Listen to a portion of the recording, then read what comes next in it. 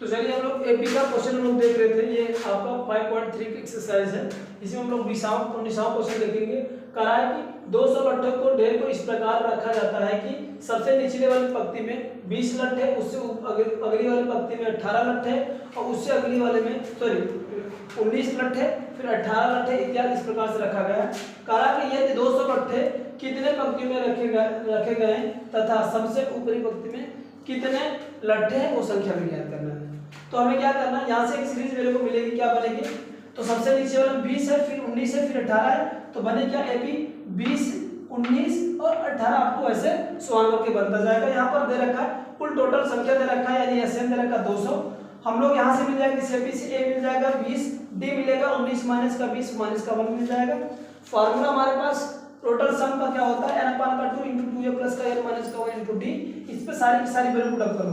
SN की value दे रखा है 200 और n को निकालना है, इसलिए n/2 एज इट रहेगा। a के स्थान पर रखेंगे 20, 2 गुणे का 20 धन का n माइनस 1, d की वैल्यू माइनस का 1 आएगा। फिर इसको कैलकुलेट करेंगे 200, ये n माइनस का n/2, इसका दोनों गुणा करेंगे तो 20 का 40 माइनस का n माइनस का 1 × ये n माइनस का 1 होगा, इसका गुणा होने के कारण अब ये इधर से जाकर मल्टीप्लिकेशन हो गया। ये 400 400 बराबर है, इस n का गुणा करेंगे तो 40 n माइनस का n × n माइनस का 1 होगा। इसको रिमूव करता हूं 400, ये इधर आएगा तो माइनस होगा 40 n बराबर का माइनस n × n माइनस का 1 बनेगा।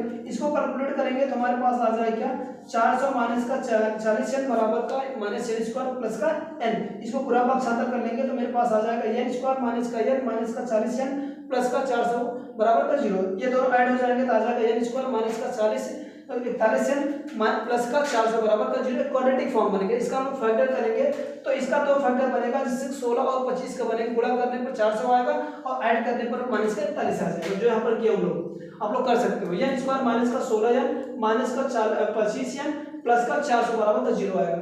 इसमें से मैक्सिमम टर्म कॉमन लेंगे, दो को पेयरिंग फॉरवर्ड करके, तो n कॉमन लेंगे तो n माइनस का 16, फिर माइनस का 25 का कॉमन लेंगे दोनों टर्म में तो n माइनस का 16 आएगा। फिर आगे n माइनस का 16 कॉमन लेंगे तो n माइनस का 25 बराबर का 0 बनेगा।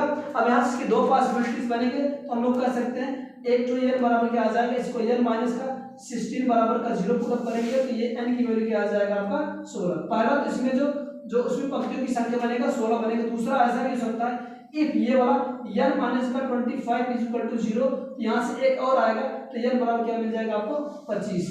दो यहाँ पर टर्म है, यानी दो पंक्ति, एक या तो 16 पंक्ति बन सकती है तो 25। अगर 16 पंक्ति बनी तो इसका ऊपर वाला पद क्या होगा, तो a हम लोग 16 निकालेंगे।